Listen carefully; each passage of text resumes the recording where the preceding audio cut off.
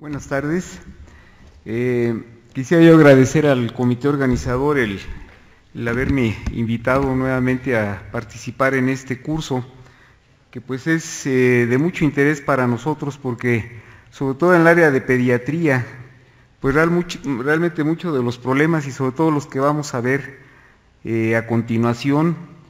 pues en ocasiones no son vistos por nosotros de primera intención, sino que generalmente son vistos por médicos generales, por pediatras, y como veremos más adelante, pues aquí el aspecto de que se haga un diagnóstico oportuno y una derivación o se inicie el tratamiento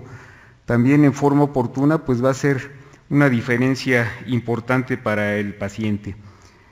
Vamos a ver dos temas, uno es sobre el displasia del desarrollo de la cadera o luxación congénita de cadera, y la otra sobre pie equinovaro congénito, que desde el punto de vista de, la epidemiología de los padecimientos ortopédicos en la infancia, pues son los dos más frecuentes, pues junto con los aspectos de trauma. Entonces, aquí lo importante es el que nosotros podamos pues tener una idea clara de qué es de lo que se trata, y en un momento dado el que ustedes tengan pues algunos elementos de juicio suficientes para hacer el diagnóstico oportuno, que es uno de los objetivos principales. El término de displasia del desarrollo de la cadera pues se acuñó hace relativamente pocos años. Esta patología ha tenido múltiples nombres, desde luxación congénita de cadera, enfermedad luxante de la cadera, etcétera, pero lo que se ha observado es de que en realidad pues es un espectro muy amplio de patología, no todo es luxación en la caderita. Y la otra situación es de que pues también inclusive lo que se ha observado es de que, y que es un aspecto importante de ir tomando en cuenta, es de que hay veces que no está presente al nacimiento, sino que se puede presentar durante los primeros meses de la vida, cuando hay una displasia oculta ya en la cadera y que en un momento dado puede hacer que un bebé que al principio pudiera no tener ningún dato, pues después presente este tipo de problema. Aquí pues obviamente la cabeza femoral se encuentra fuera de su sitio del acetábulo cuando se encuentra luxada desde un inicio, pero como veremos más adelante, pues no siempre es así, sino que aquí lo que vale la pena enfatizar es de que pues una caderita luxada por sí sola nunca va a regresar, siempre va a requerir algún tipo de tratamiento. Desde el punto de vista de, el resultado o la repercusión en la población de este tipo de problemas, pues en los países desarrollados precisamente la diferencia se hace por el hecho de que el diagnóstico se realiza durante las primeras semanas de vida, y eso hace que en realidad la incidencia de problemas de secuelas pues se disminuyan de manera importante, porque conforme se retrasa el diagnóstico, el tratamiento se hace más complicado, como veremos más adelante, y además el resultado o el pronóstico de esa cadera pues tampoco va a ser muy buena. Aquí lo importante, como les decía, es tratar de detectar la displasia de la cadera. Hay algunas situaciones que ya están muy conocidas, pudiéramos decir, como sería el aspecto de el acortamiento o la simetría de los pliegues,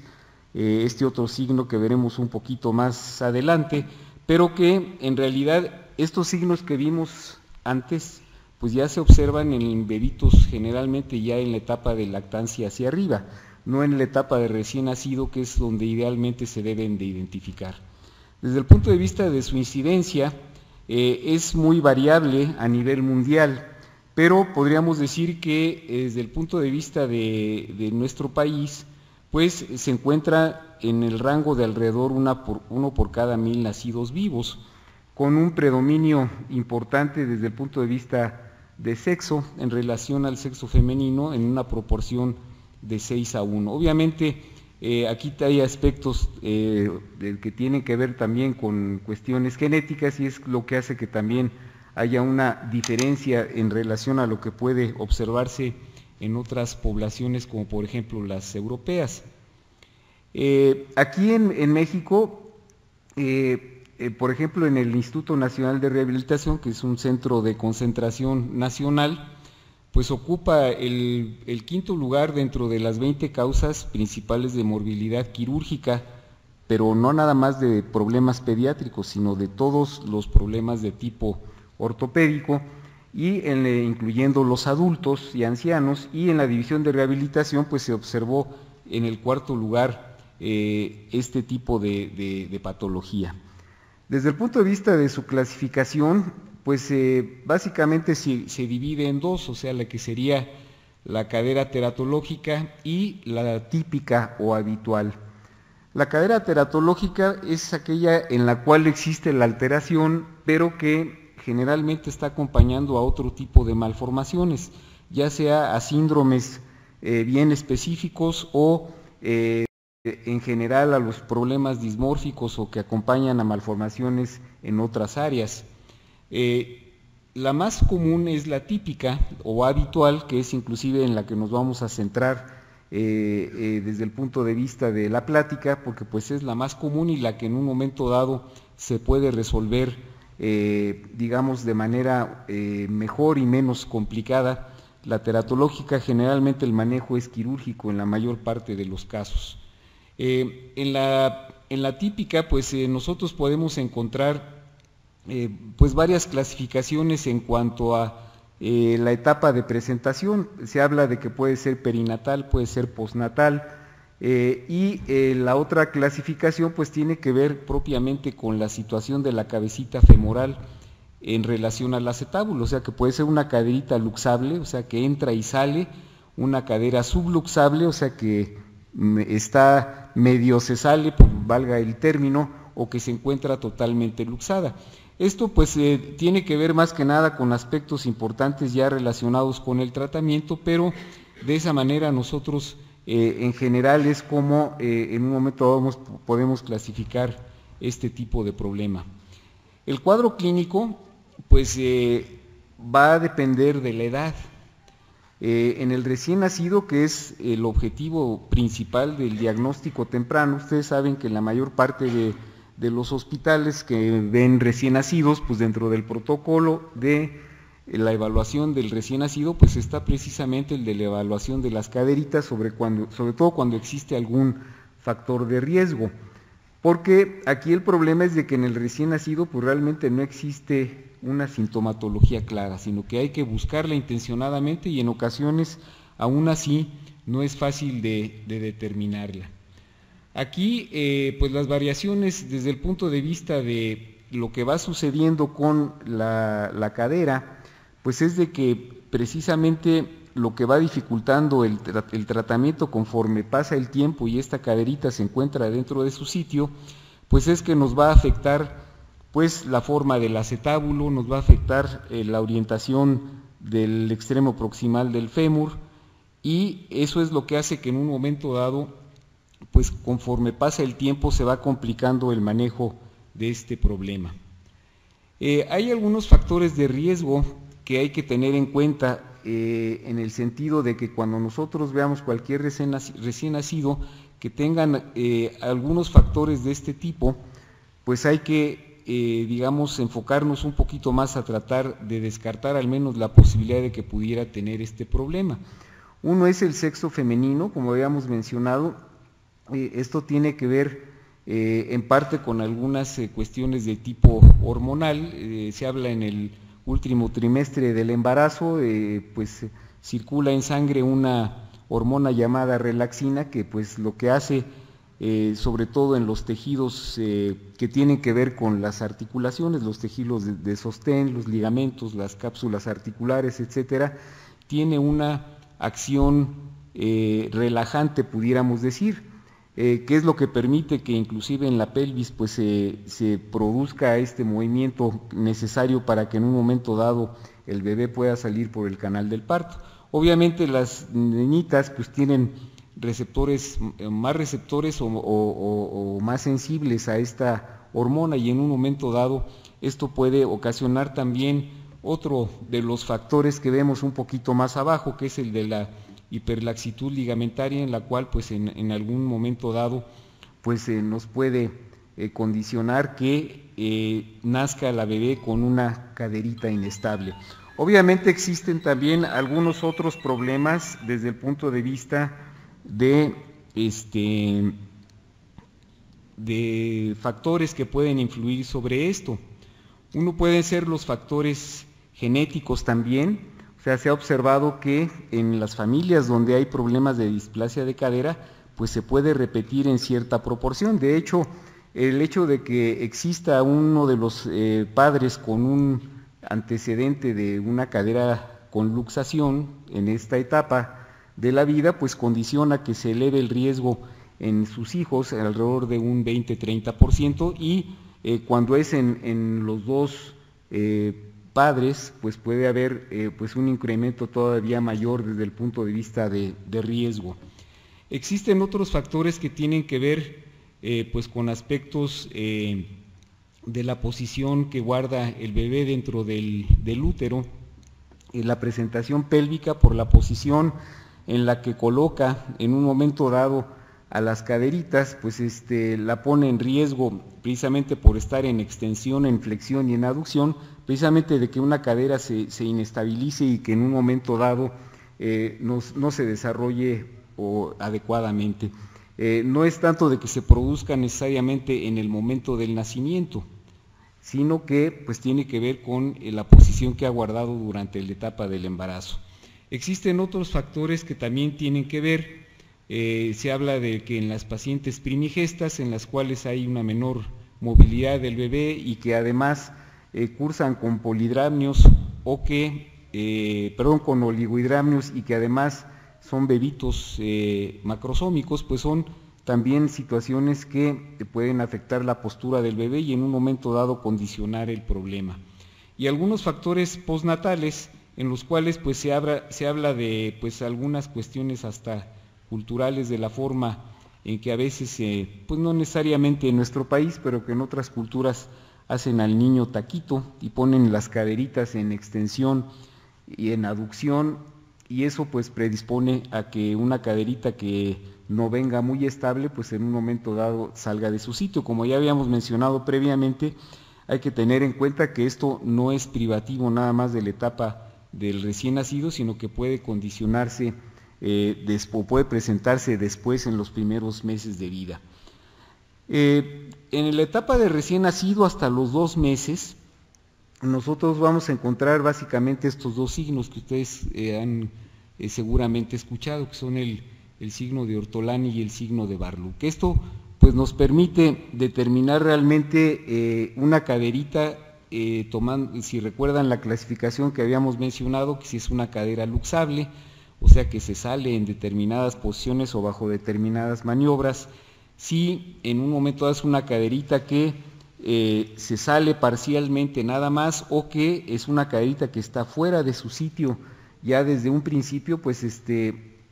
todo esto se puede ver mejor en esta etapa de recién nacido. Es muy importante tener en cuenta que después de los 2 meses estos signos ya no van a ser válidos, o sea, ya generalmente una caderita que está luxada ya no es tan fácil de reducirla, y porque pues ya empiezan a entrar en juego los tejidos blandos periarticulares para mantener esa caderita fuera de su sitio. La maniobra de Ortolani pues consta de 2 pasos, pudiéramos decir. Si uno que tiene que ver con el hecho de que se pues toma la piernita que estamos en un momento dado explorando a nivel del trocánter menor, sujetamos el muslito y lo que hacemos es llevarla en aducción, o sea, hacia la línea media y hacia atrás. Y en eso lo que se condiciona es de que existe una caderita que con esta posición se sale, ¿no? Entonces se siente un resalte. Se habla de que si es un clink, de que es un clunk, que realmente no es tanto de que sea una situación audible, sino más bien se siente o se palpa cuando la caderita sale de su sitio. Y el segundo paso de esta maniobra es precisamente el regreso de la articulación, o sea, nosotros le damos abducción a esta caderita y la traccionamos un poquito y la cadera entra a su sitio. Entonces de esa manera nosotros pues tenemos la posibilidad de diagnosticar lo que se llama una cadera luxable, o sea, es una cadera que en determinadas situaciones se sale aunque de inicio pudiera estar en su lugar. El problema de no detectar estas caderas es de que pues en un momento dado se sale y ya se queda fuera, ese es el problema. Entonces es importante tener en cuenta que la posibilidad de este tipo digamos de situación en cuanto a la maniobra de Ortolani.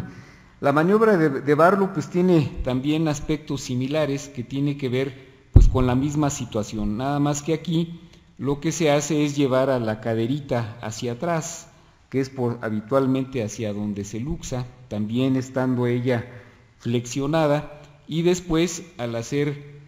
abducción y un poquito de tracción, la caderita vuelve a reducirse. Con estas dos maniobras a veces también lo que podemos diagnosticar es una caderita que está luxada y que no se reduce, y que obviamente pues desde el punto de vista de tratamiento tiene importancia. Ya después de los 2 meses, como les decía, estos signos clínicos o estos datos de exploración desaparecen habitualmente y empiezan a aparecer otros que ya es más factible visualizarlos en el bebé. Uno sería lo que tiene que ver con la asimetría de pliegues que habíamos mencionado o el aumento de pliegues como se ve en esta imagen y que nos habla precisamente de que esa diferencia puede estarnos traduciendo que una caderita se encuentra más alta que la otra. Otra es lo que se llama el signo de Galeazzi, que es este signo en el cual nosotros flexionamos las dos caderitas a 90 grados, apoyamos los piecitos sobre la planta y nosotros vamos a observar que una rodillita se encuentra más alta que la otra. La que está más baja es la que se encuentra luxada. Claro que aquí un aspecto muy importante es de que este signo, por ejemplo, es positivo o es útil nada más en las caderas luxadas o con problema unilateral. En las bilaterales pues obviamente se van a ver al mismo nivel y en este caso pues solamente nos sirve para cuando es un problema unilateral. Otro que se ve ya un poquito más grande, que es el acortamiento de la extremidad, y otro es el pistoneo, que pues tiene que ver con precisamente una inestabilidad que se siente cuando uno jala la caderita hacia arriba y hacia abajo y que pues se siente como en cierta forma entra y sale parcialmente. Ya después pues el diagnóstico realmente no tiene mucho chiste, pudiéramos decir. Ya de hecho ya cuando los niños llegan caminando pues el diagnóstico generalmente ya lo hizo la mamá, o sea tiene que ver con el aspecto de que hay pues ya un acortamiento.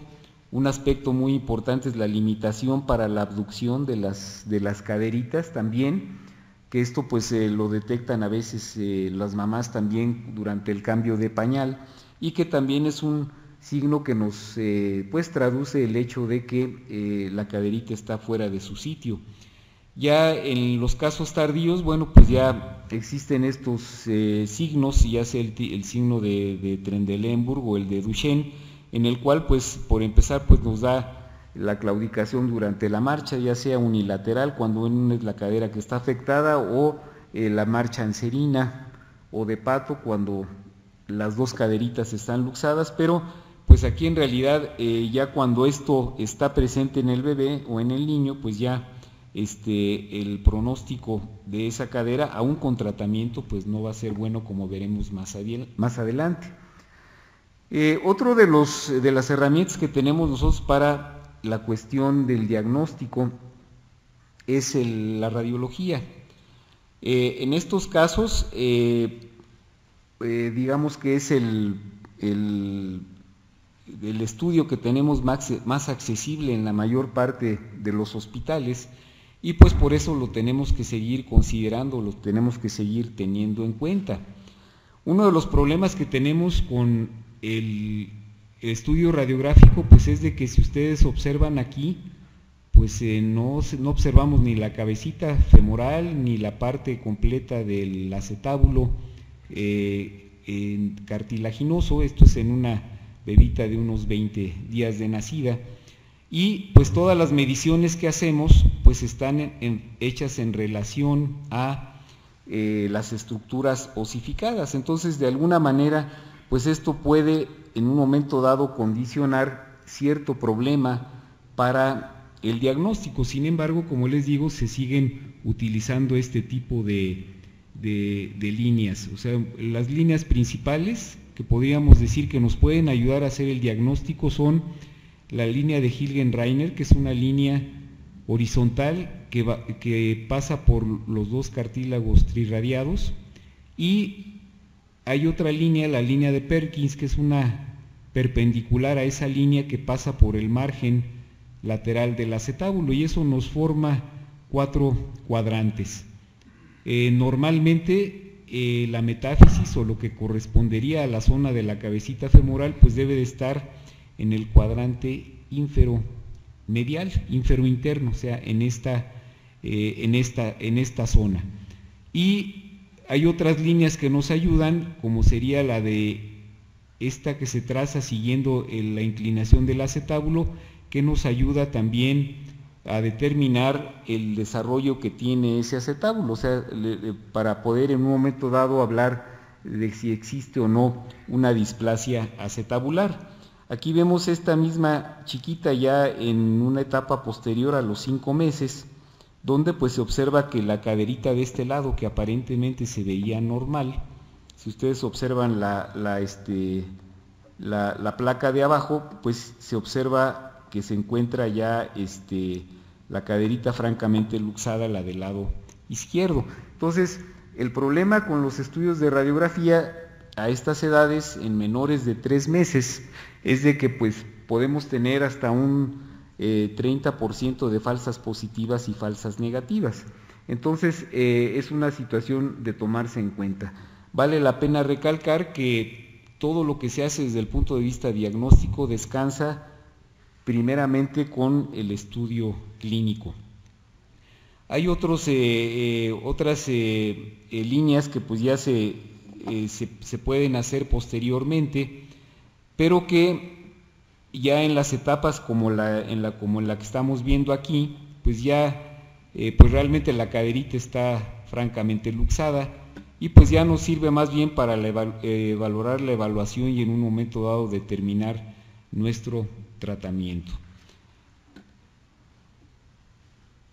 Este es a lo que me refería yo con respecto a la línea esta de la inclinación del acetábulo, que nos permite determinar si existe displasia o no en un acetábulo.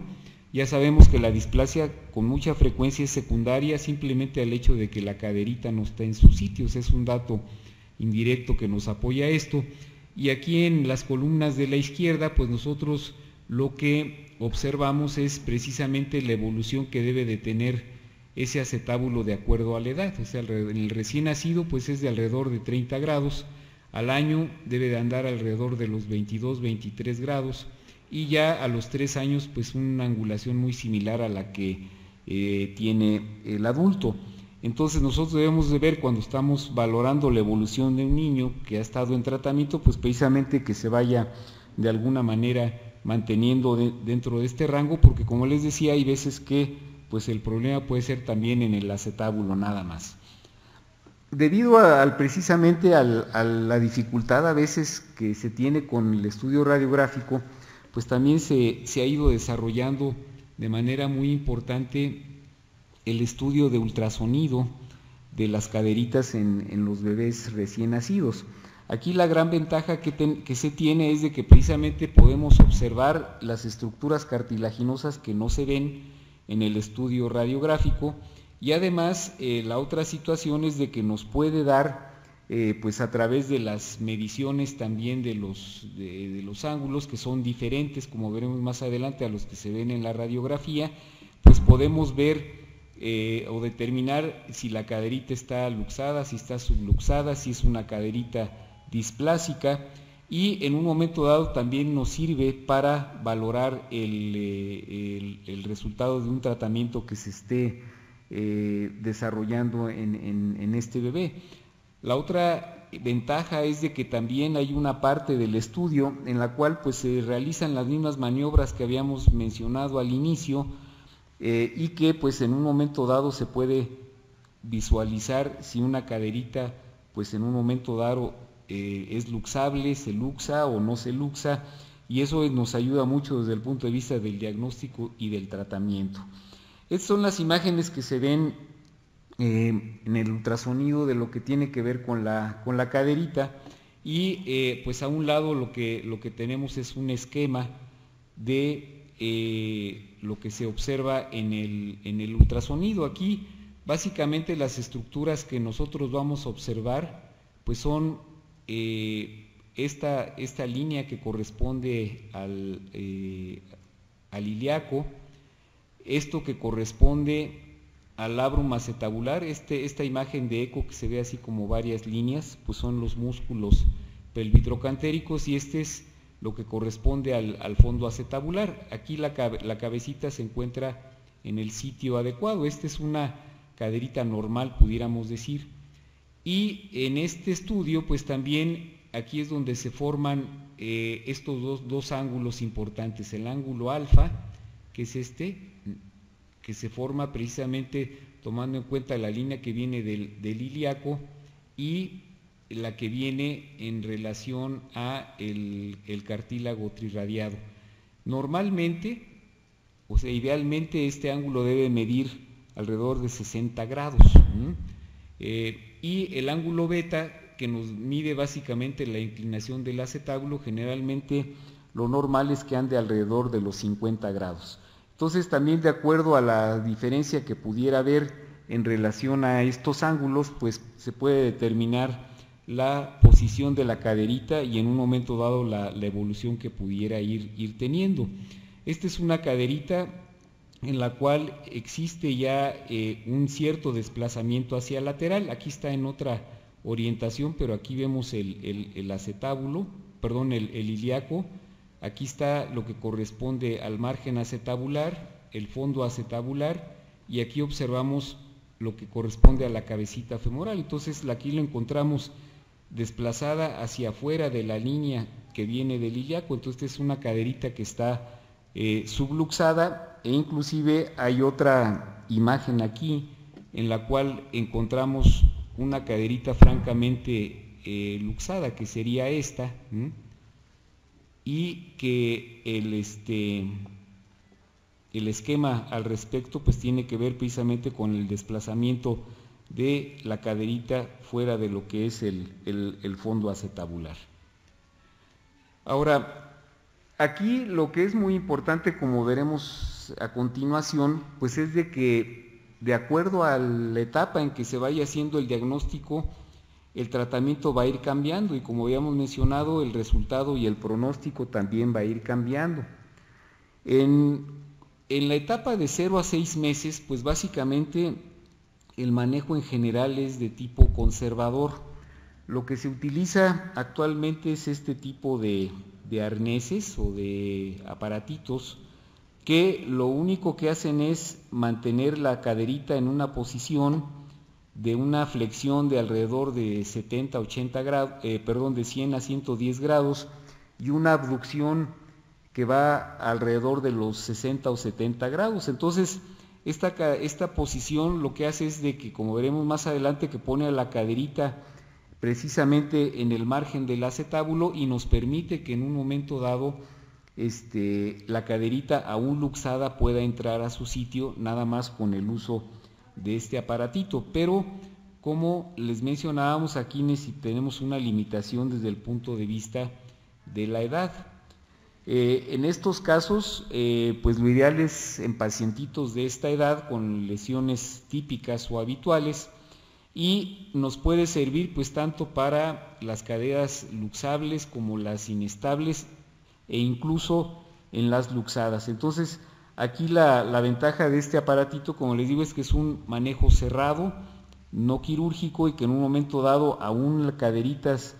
que están fuera pueden entrar a su sitio, o caderitas que entran y salen por estar en la posición en que los mantiene el arnés, se llegan a estabilizar. Entonces, pues esto en general nos puede dar la posibilidad de que esa caderita tenga un mejor pronóstico a futuro, sobre todo desde el punto de vista de la posibilidad de desarrollo de artrosis, que es el problema que se presenta en las caderitas que no se tratan a tiempo. Existe, claro, algunas contraindicaciones para este tipo de aparatitos,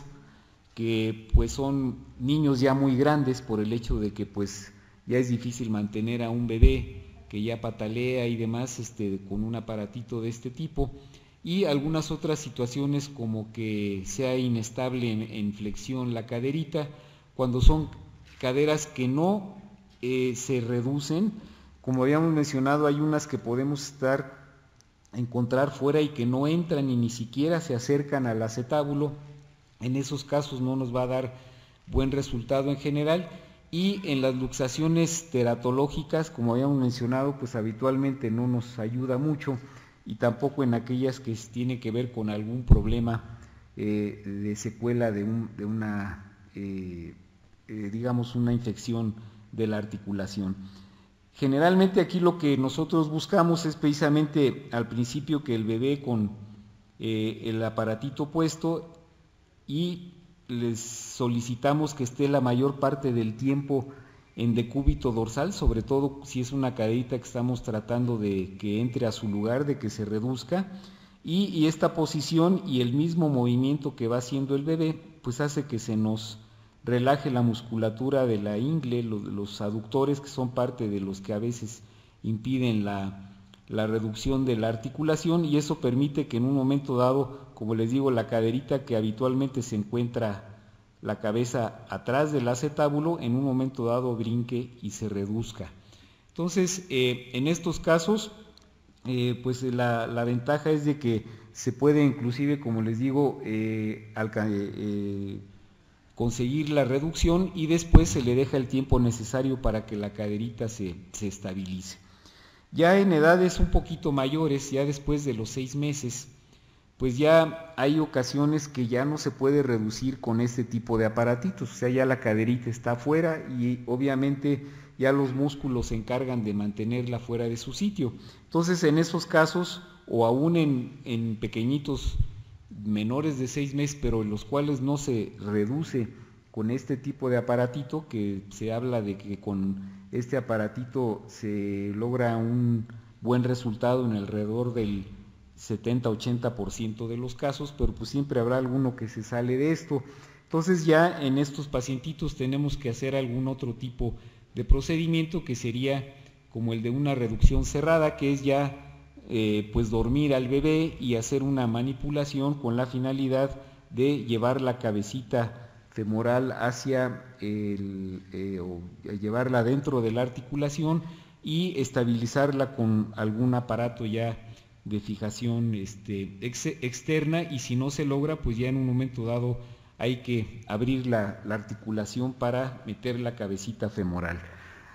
Aquí en estos ejemplos, pues nosotros observamos lo que podemos ver en algunos casos en los cuales, pues por ejemplo aquí, pues sabemos que la cabecita estuvo fuera porque pues no hay cabeza femoral visible, y la otra situación es de que pues también tiene su displasia acetabular ahí asociada, y al intentar ponerla en una posición de reducción, pues la caderita no se encuentra en su sitio. Entonces, en estos casos es donde pues tenemos que inyectar algún medio de contraste en la articulación para asegurarnos que la caderita que estamos reduciendo realmente está en su sitio. Aquí tenemos un ejemplo de esta caderita que pues aquí, como veíamos, no podemos observar la cabeza cartilaginosa, sin embargo al inyectar el medio de contraste pues sí la alcanzamos a observar, y también el medio de contraste nos permite ver que la cobertura acetabular pues abarca hasta acá. Entonces es una cobertura acetabular que aparentemente es suficiente. Entonces es una caderita que podemos manejar en forma cerrada nada más. En este otro caso, por ejemplo, ya de una bebita un poquito más grande, pues tenemos la situación de que pues las dos caderas están luxadas. Intentamos una reducción cerrada y nosotros observamos que la de este lado sí entra muy bien. Ustedes observan aquí la sombra de la cabecita y el margen acetabular que la cubre bastante bien. Y en esta otra, pues nosotros vemos que la cabecita está alejada del fondo acetabular y además vemos aquí esta imagen que está como interpuesta. Está difícil de manejar esta cosa, que se ve como algo interpuesto en el medio de contraste. Eso es el labrum que se está interponiendo en un momento dado a la reducción. Entonces, obviamente esa caderita no la podemos dejar así. Si le ponemos su yeso así, pues el paciente después de unas semanas la cadera se va a salir. Entonces, en este caso, pues sí se tuvo que hacer una reducción abierta e inclusive se tuvo que hacer una osteotomía también para poder en un momento dado en el lado izquierdo, o sea en este lado, modificar la orientación de el extremo proximal del fémur, y esta es la posición en la que tenemos que mantenerla. Esta es la que se hizo la reducción cerrada nada más, y esta es la que ya se hizo la reducción abierta incluso con una osteotomía. Entonces, como ustedes observan, entre más pasa el tiempo, más cosas tenemos que hacer. Si esto se detecta en una etapa temprana, como por ejemplo este caso, en el cual es una bebita de unos 3-4 meses, en el cual se ve luxada, le hacemos una reducción cerrada, entra muy bien la caderita, y ustedes ven al final pues la evolución de esta caderita alrededor del año y medio de edad. Entonces es una caderita que en realidad está teniendo ya un desarrollo bastante normal, pero aquí lo importante fue la detección relativamente temprana. Aquí un aspecto que hay que tener en cuenta es de que el manejo ya en niños mayores de 18 meses, aún lográndose una reducción congruente, que se ve bien la caderita, hay siempre el riesgo o un riesgo mayor del que existe en la población normal para el desarrollo de artrosis en esa cadera. Aquí hay otras situaciones pues en las cuales ya existe ya una edad mayor en el bebé, pues la caderita tiene un desarrollo muy retrasado, digamos, en relación a esta. Aquí uno de los grandes problemas que tenemos con el tratamiento es la necrosis avascular de la cabeza femoral. Hasta una reducción cerrada en un momento dado nos puede condicionar una necrosis avascular si no se toman ciertas medidas para que la caderita entre en forma suave, que no quede tensa, para evitar ese problema. Pero entre más crece el niño y más cosas tenemos que hacer, pues más riesgo tenemos precisamente de que se nos presente una situación pues como la que estamos viendo en estas diapositivas, en las cuales pues ya vemos que pues hay ausencia de la cabecita femoral, pues porque se necrosó por problemas de tipo circulatorio. Aquí hay otras situaciones, pues ya se logra a veces la reducción, sin embargo, pues existe la falta del desarrollo adecuado del acetábulo, como ustedes observan aquí. Existen procedimientos como estas osteotomías de pelvis que nos permiten cubrir un poco mejor la cabeza femoral, se ve aparentemente mejor, pero obviamente ya son caderas que desde el punto de vista del riesgo de desarrollo de artrosis, pues el pronóstico es reservado, es muy posible que lo lleguen a presentar. Entonces, en conclusión, lo importante que habíamos mencionado es de que el diagnóstico temprano es fundamental por todo lo que estuvimos observando. Esto pues nos permite hacer un tratamiento oportuno que si se sale todo bien pues nos va a dar un buen pronóstico para esas caderitas, y el problema si no se logra esto pues es precisamente lo que observamos en esta otra radiografía de abajo, que son caderas ya artrósicas totalmente en relación a las caderas, y que pues esto más adelante verán con el doctor Aguilera lo que tiene que ver precisamente con los problemas degenerativos de las caderas, en las cuales pues todavía en nuestro medio una de las causas principales pues sigue siendo el problema de la displasia del desarrollo de cadera. Muchas gracias.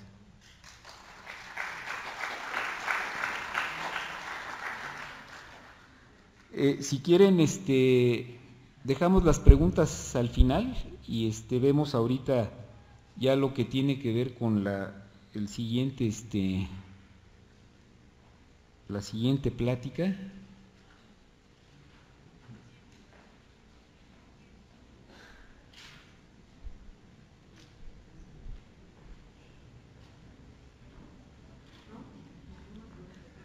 ¿Mande? No, vamos a dejarlas al final, sí.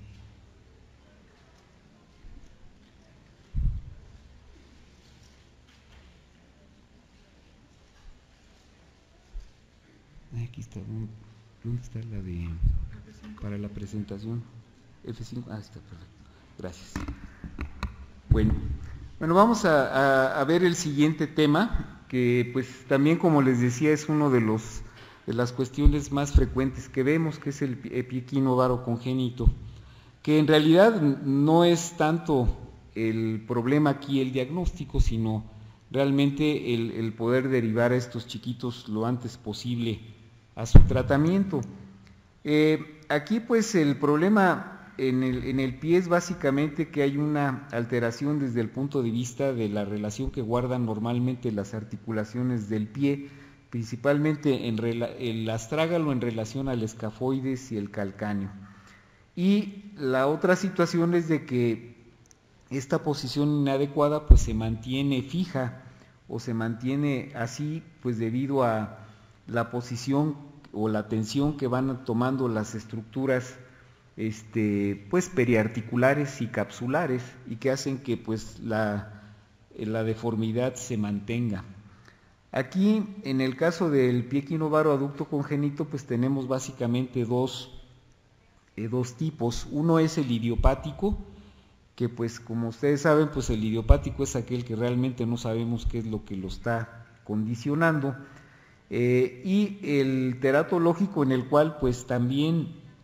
puede estar acompañando a alguna alteración en otro, de malformación en otra área. De hecho, en los niños que tienen pie equinovaro congénito siempre tenemos que checar las caderitas, hasta en un 10% se nos puede asociar un problema de pie equinovaro congénito con alguna alteración también a nivel de la cadera, como la que veíamos, de la que estuvimos platicando previamente, o la otra situación es de que también esté formando parte de algún síndrome ya específico. Aquí, como mencionábamos, el idiopático pues no tiene aparentemente alguna alteración. Sin embargo, pues ya actualmente, sobre todo con la descripción del genoma humano, aparentemente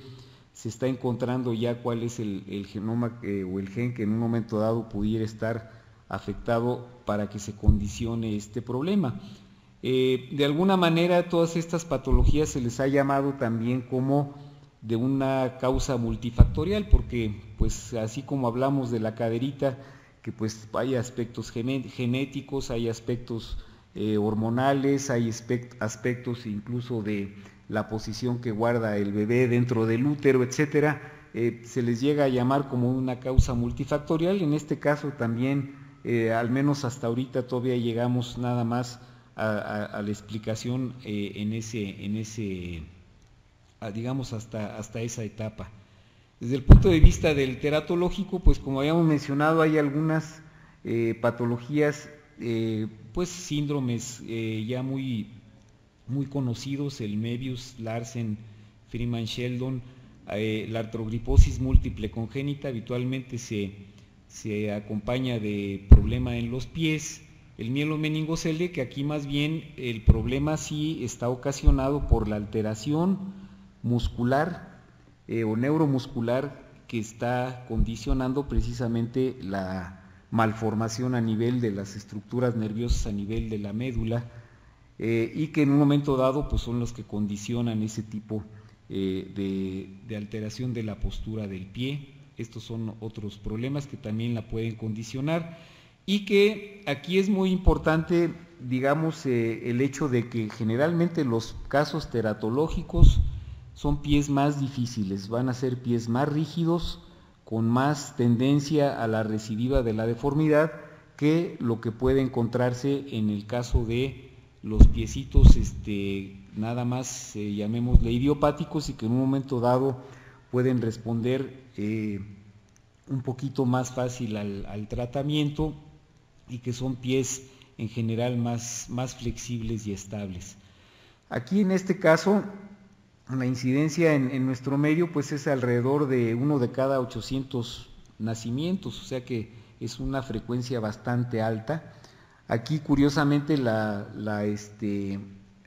es más frecuente en el niño que en la nena. Sin embargo, la situación aquí no es tan grande la diferencia entre ambos.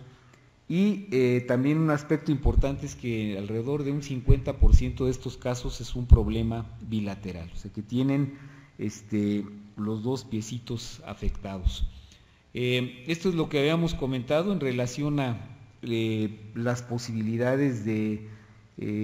problemas que nos pueden condicionar esta alteración de la postura del pie como algo multifactorial, pues que tiene que ver, como habíamos mencionado, desde la cuestión de cómo la posición que mantiene el bebé dentro del útero, alguna alteración en el desarrollo neuromuscular del feto, en el desarrollo en general, y también pues la teoría genética que realmente pues está aparentemente teniendo ya más o está dando más datos al respecto de dónde pudiera estar el problema. Desde el punto de vista de el aspecto clínico, bueno, pues como les decía, realmente es muy evidente. Aquí más bien la idea de esto es presentar pues cuáles son las deformidades que se presentan, o sea, este es un piecito no muy severo, pero en el cual vemos el equino, o sea que el piecito está de punta, que está supinado o en varo que se llama, o sea con el taloncito y el borde externo del pie hacia adentro. Y la otra situación que se observa es también el aducto, o sea, esta desviación hacia la línea media de la parte anterior del pie. Este es un caso un poquito más severo que inclusive se está asociando a una banda de Streeter.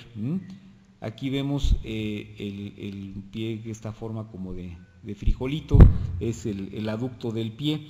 y esto es lo que en un momento dado nosotros vamos a observar en los pequeñitos desde el momento de su nacimiento. Desde el punto de vista radiológico, bueno, pues lo que vamos a observar aquí pues tiene que ver precisamente con la alteración a nivel de el alineamiento de los huesos. Aquí pues también tenemos el problema de que pues observamos nada más algunos de los huesitos que ya están osificados. Las otras estructuras no es que no estén, sino son cartilaginosas, pero en un momento dado pues sí permiten que se pueda observar este paralelismo entre el calcáneo y el astrágalo. Normalmente el primer rayo, que es pues debe estar en línea con con la cabeza del astrágalo por acá, o sea que generalmente lo que vamos a encontrar es el escafoides luxado hacia medial. En esta vista lateral pues lo que observamos es precisamente el equino, o sea el pie de punta, y que vemos el astrágalo aquí atrapado entre la tibia y el calcáneo, y que al tratar de hacer dorsiflexión pues no se mueve, o sea no se va hacia atrás, y eso es lo que nos mantiene esa posición. Aquí hay un esquema o unos esquemas en relación precisamente a lo que estábamos viendo. O sea, normalmente esta es la orientación que debe tener el astrágalo en relación al primer rayo, y el calcáneo en relación al cuarto,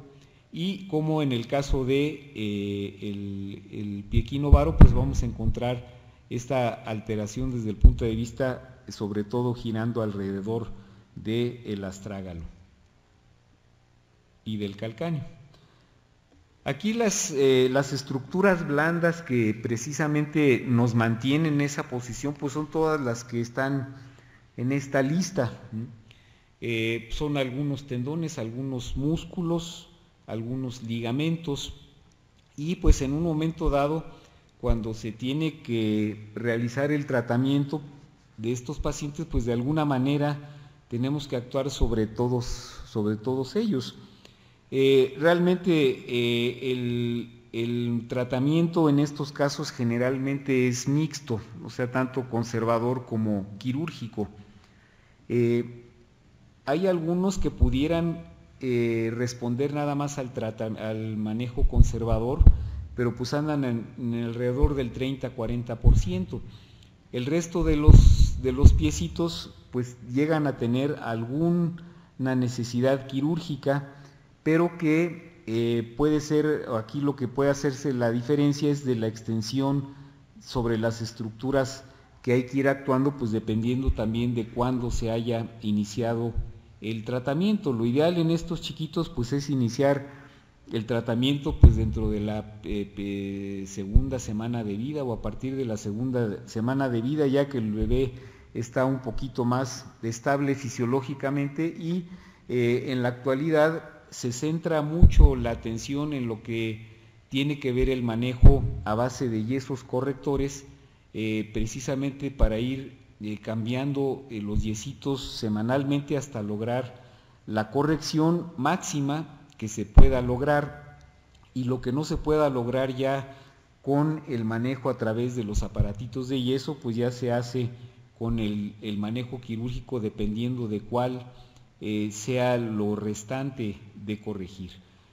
Aquí, como les mencionaba, pues se tiene que realizar la manipulación de la deformidad con una colocación del yesito pues en la posición máxima que se vaya logrando de corrección. Los niños pequeñitos, que idealmente pues cuando se empieza en etapas así muy tempranas, pues el cambio de yesito se hace semanalmente, y eso también da la oportunidad de que la deformidad se vaya corrigiendo paulatinamente de manera más rápida. Podríamos decir que las tres deformidades en general se tratan de ir corrigiendo simultáneamente. Habitualmente la que mayor problema da es el equino, porque pues el tendón de Aquiles es el que generalmente se encuentra mucho más tenso y proviene de músculos muy potentes, entonces en un momento dado es el que con mucha frecuencia, en la mayor parte de los casos, hay que hacer algún tipo de procedimiento. Aquí vemos de alguna manera cómo se va colocando el aparatito de yeso previa manipulación de la deformidad para irlo corrigiendo. Generalmente se utilizan los yesitos hasta el muslo, con la finalidad también de poder controlar la torsión interna de la tibia, y para que se vaya corrigiendo paulatinamente. Desde el punto de vista quirúrgico, también ha habido un cambio en el criterio. Hace varios años hubo ya una tendencia a hacer muy quirúrgico el manejo del pie equinovaro congénito. Y a largo plazo, pues lo que se observó es de que pues realmente nos dejaba muchos problemas, a veces de recidiva, de secuelas, de resultados no muy adecuados, y todas estas técnicas quirúrgicas que están listadas aquí pues tienen que ver más o menos con lo mismo, ¿no? O sea, con la liberación de los tejidos blandos, la apertura de las cápsulas, el realineamiento de los huesitos, y con la finalidad de que cicatricen en esa posición, y aparentemente así se corregía bastante bien la deformidad. Posteriormente pues se hizo el término de la corrección a la carta, o sea, nada más lo que estaba realmente afectando la postura del pie era sobre lo que había que actuar, y actualmente se está manejando más el método de Ponseti, que es básicamente conservador en el aspecto de que se hace la manipulación y los cambios de yeso, generalmente pues por espacio de 6-7 ocasiones, y posteriormente se hace una tenotomía del tendón de Aquiles con la finalidad precisamente de eliminar la acción del tendón de Aquiles, y ese tendón de Aquiles se va a formar por sí solo después. Entonces, y eso nos permite un mayor, una mejor corrección del pie, y sobre todo sin agredirlo tanto quirúrgicamente. O sea, esto es un procedimiento que se considera como mínimo invasivo. Por ejemplo, es un ejemplo de una técnica de Turco, en la cual, bueno, pues esto es lo que se había logrado en cierta forma con los yesitos. Sigue el pie con su deformidad en cierta forma, y se hace todo a través de una sola incisión que se observa aquí en esta imagen. Y pues aquí lo que se hace es precisamente pues alargar las estructuras que estén contracturadas de todo ese listado que habíamos visto previamente, de abrir las cápsulas articulares y ya después corregir el alineamiento del piecito. En este caso, bueno, pues se fija transitoriamente con unos clavillos, etcétera, ¿no? Pero en general, como les digo, en la actualidad, pues se logra lo más posible a través de los yesos correctores, y después, pues únicamente se hace la tenotomía del tendón de Aquiles para pues lograr una dorsiflexión adecuada, y ya se coloca el yeso final, y posteriormente se mantiene con unas férulas de Dennis Brown, o sea, con esas, ustedes conocen de esos zapatitos que tienen una barrita en medio y que se tiene que utilizar por tiempo prolongado para evitar la recidiva. Pero de esta manera en realidad se está agrediendo menos la estructura del pie, y la evolución aparentemente está siendo mejor que el hecho de hacer tanto procedimiento quirúrgico en estos casos. Digamos, este sería ya ese caso donde se hizo la tenotomía, se ponen sus yesitos. En cuanto a la situación aquí, importante es de que en el tratamiento, pues hay que tener en cuenta que el hecho de que se corrija el piecito no quiere decir que ya ese pie se va a mantener así a través del crecimiento. Uno de los problemas que tenemos con el pie equinovaro es de que es una alteración que precisamente tiende a recidivar en algunos de sus componentes, en algunos más que otros. A veces esto puede estar condicionado por la misma cirugía o por la misma patología de base, ¿no? Aquí en estos niños, aunque no está en todos plenamente demostrado, pero hay un desequilibrio muscular entre los invertores y los evertores del pie, y son los que hacen que en un momento dado, aunque se corrija el piecito, si no lo estamos cuidando con ortesis, con terapia física, etcétera, el piecito nos puede regresar, si no al grado de deformidad inicial, pero sí a que regrese alguno de los componentes. En algunos de estos casos, el tratamiento quirúrgico a veces se tiene que hacer más adelante con la finalidad de equilibrar precisamente a veces alguno de estos piecitos que, aunque está corregido, no tiene un equilibrio muscular adecuado, y eso puede condicionar a veces la necesidad de que se tenga que hacer transferencias tendinosas para en un momento dado alinear o mantener el alineamiento de esos piecitos. Las secuelas que les mencionaba, que a veces se presenta con la cirugía en estos casos, pues es la recidiva, cicatrices retráctiles que entre más amplias son, pues nos dan más problema, y pues ya sabemos que en estos casos pues siempre hay algo de deficiencia muscular y alguna incongruencia ósea, sobre todo en el caso de los niños en los cuales el tratamiento se inicia ya en etapas más tardías de la vida. Y en estos casos, pues como les decía, habrá que hacer en algunos de ellos alguna cirugía complementaria a través del crecimiento, pues dependiendo de lo que se vaya presentando, que puede ir desde la revisión de los procedimientos que se hicieron, el manejo de cicatrices, transferencias musculares, que una muy frecuentes, por ejemplo, el transferir el tibial anterior a la segunda o tercera cuña para que el piecito no tienda otra vez a ir hacia adentro, pues por una acción importante del tibial anterior y del tibial posterior. y en algunos casos pues se tiene que llegar a hacer algún tipo de osteotomías, o sea de cortes en los huesos o fijaciones óseas, pero esto sobre todo lo vemos en los niños en los cuales pues el manejo se inicia en forma tardía.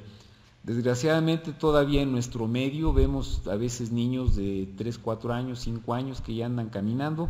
con su deformidad y que obviamente pues se van a salir un poco de los criterios de manejo que estábamos comentando hasta ahorita y pues ya van a requerir procedimientos mucho más extensos, más complicados, a veces el uso de fijadores externos, etcétera, y que pues obviamente el resultado no va a ser